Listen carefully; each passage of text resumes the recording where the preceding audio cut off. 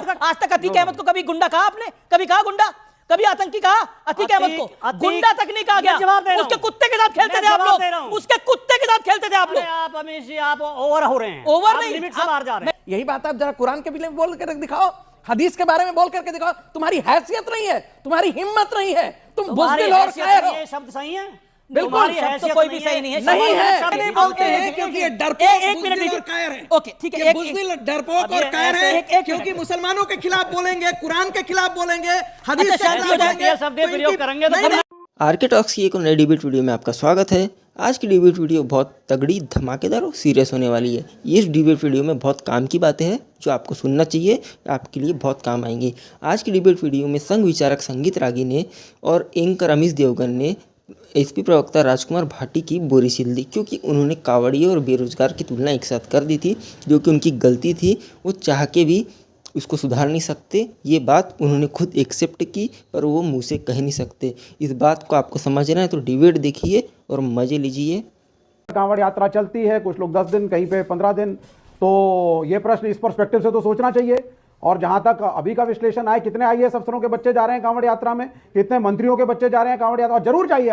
आप शिव भक्त हैं, आप हिंदू हैं, आपकी आस्था है, जरूर जाइए। जो तोड़फोड़ हो रही है उसके लिए कोई रिस्पॉन्सिबिलिटी लेगा? कहीं कार टूट रही है, कहीं दुकान टूट रही है, लोग कह रहे हैं नशे भी वहां पे चल रहे हैं, इन सब चीजों का विश्लेषण होगा या धर्मांधता में सब कुछ चलने दें इस मुल्क के अंदर?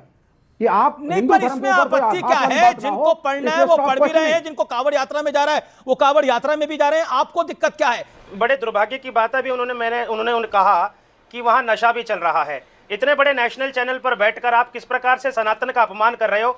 और ये विवेक श्रीवास्तव की एक आदत बन गई है कि सनातन को टारगेट पे लेने की आदत पड़ गई है। और शर्म आनी चाहिए कि पूरा भारत आपको देख रहा है कि कुंभ के अंदर भी आपने प्रश्न चिन्ह खड़ा किया था और कांवड़ यात्रा में भी आपने बोला कि वहां नशा चल रहा है। शर्म आनी चाहिए। आपकी बात का खंडन करता हूं और मुझको लगता है कि पूरा का पूरा सनातन भारत में रहने वाला 85 करोड़ जो हिंदू है आपकी बात का विरोध करेगा, निश्चित तौर पर विरोध करेगा। खंडन करता हूं मैं आपको। और आपको एक प्रचलन प्रारंभ हो गया भारत में सनातन का विरोध करने का। शर्म नहीं आती आपको? टीवी पे बैठकर नशे की बात करते हो। इतना पवित्र त्योहार है, लहसुन प्याज भी हम लोग छोड़ देते हैं। सुनिए, आप जूना अखाड़ा के हैं, आप मेरी बात को शांति से सुनिए और उत्तर दीजिए। मैंने क्या कहा? मैंने कहा शंकर भगवान की पूजा जरूर करिए, अपनी आस्था को जरूर आप करिए, आप कांवड़ लेके जरूर चलिए। लेकिन जब हम मीडिया में रिपोर्ट्स देखते हैं, अगर कुछ नेगेटिव हो रहा है तो क्या हम अंधे हो जाएं? ना डिस्कस करें उसको। किसी की दुकान तो आप सनातन के नेगेटिव बिंदु ही क्यों देखते हो? जो समाजवादी पार्टी के सांसद महोदय ने बोला कांवड़ यात्रियों को बेरोजगारों से जोड़ा, क्या आपको लगता है वो जायज है बात? अरे बाबा, जो सीरियस स्टूडेंट है, जो आईएएस की तैयारी कर रहा है, इंजीनियरिंग की कर रहा है, स्कूल में जा रहा है, बोर्ड में अच्छे नंबर चाहिए, वो तो बच्चे पढ़ाई में लगे हुए हैं। आप टीवी में बैठते हैं, सीरियस नेता नहीं है क्या? स्कूल छोड़ करके जा रहे हैं। आप डेली खुद टीवी में बैठते हैं, आप सीरियस नेता नहीं है। बाकी नेता तो चुनाव लड़ रहे हैं, आप तो नहीं चुनाव लड़ रहे, तो आप सीरियस नहीं है क्या? हर धर्म में हर समय पर कोई सच बोलने की हिम्मत करे, कोई ज्ञान विज्ञान की बात करे, कोई तर्क की बात करे, तो उसे तुरंत जो है उसे देशद्रोही, धर्म विरोधी, सनातन विरोधी बोल दिया जाता है। कांवड़ यात्रा में जितने हमारे बेरोजगार नौजवान हिंदू पदयात्रा कर रहे हैं वो धर्म के लिए जा रहे हैं क्या? उनकी लिस्ट बनाकर उन्हें रोजगार के लिए कुछ करें। अब एक बताइए, ये कांवड़ यात्री बेरोजगार है, पॉइंट नंबर 1। पॉइंट नंबर 2 इसका जवाब देना पड़ेगा। एसटी हसन ने बोला इनमें और उनमें जिन्होंने पहलगाम में धर्म पूछकर गोली मारी, इनमें क्या अंतर है? इसके अलावा मृत्यु कुंभ कहा जा चुका है, कुंभ को फालतू कहा जा चुका है कुंभ को। क्या आपको लगता नहीं है कि इसके अंदर ज्ञान विज्ञान की, साइंस की क्या बात है? पहलगाम वालों ने भी धर्म की पहचान की थी। और ये जो यशवीर महाराज जैसे जो कह रहे हैं कि मैंने 5000 हिंदू वीर तैयार किए हैं जो लोगों की जाकर आईडी चेक करेंगे, ये इन्हें किसने अधिकार दे दिया? एसटी हसन ने उनके लिए बोला था जो जाके पहचान कर रहे थे। और राजीव हसन ने कांवड़ियों के लिए नहीं बोला, ना हिंदू के लिए बोला, ना हिंदू धर्म के लिए बोला। हर धर्म का सम्मान सबको करना चाहिए, हम भी करते हैं, एसटी हसन भी करते हैं। उनके लिए बोला था जो गुंडागर्दी कर रहे थे, पेंट उतरवा रहे थे, हिंदू मुसलमान की पहचान कर रहे थे। क्या उत्तर प्रदेश सरकार के पास पुलिस नहीं है? क्या सरकार के पास प्रशासन नहीं है? क्या सरकार के पास सिस्टम नहीं है कि ये गुंडे जाके चेक करेंगे? आज तक अतीक अहमद को तो आतंकी कहने की किसी की हिम्मत नहीं है। कांवड़ से अतीक अहमद का क्या संबंध है? मैं बताता हूं क्या मतलब। कांवड़ से मैं बताता हूं। आज तक अतीक अहमद को कभी गुंडा कहा आपने? कभी कहा गुंडा? कभी आतंकी कहा अतीक अहमद को? गुंडा तक नहीं कहा गया। जवाब दे रहा हूं। उसके कुत्ते के साथ खेलते थे आप लोग, उसके कुत्ते के साथ खेलते थे आप लोग। आप अमीश जी आप ओवर हो रहे हैं, ओवर आप नहीं, लिमिट से बाहर जा रहे मैं हैं। लिमिट नहीं, मैं फैक्ट बता रहा हूं। अतीक अहमद केसीनाथ त्रिपाठी का चेला था, उनका शिष्य था, वही उनकी जमानत सांसद आपने बनाया कराते थे। पर। अतीक अहमद बहुत बाद में समाजवादी पार्टी में आया, आखिरी समय में आया। अच्छा, बीजेपी अतीक का अहमद सांसद पहले विधायक दूसरी रहा। पार्टियों में रहा। चलिए आपकी बात को निर्दलीय जीता, अतीक अहमद केसीनाथ और त्रिपाठी का BSP चेला जीता। था। अतीक अहमद का भाजपा से विधायक, सांसद या पार्षद भी रहा। बताइए।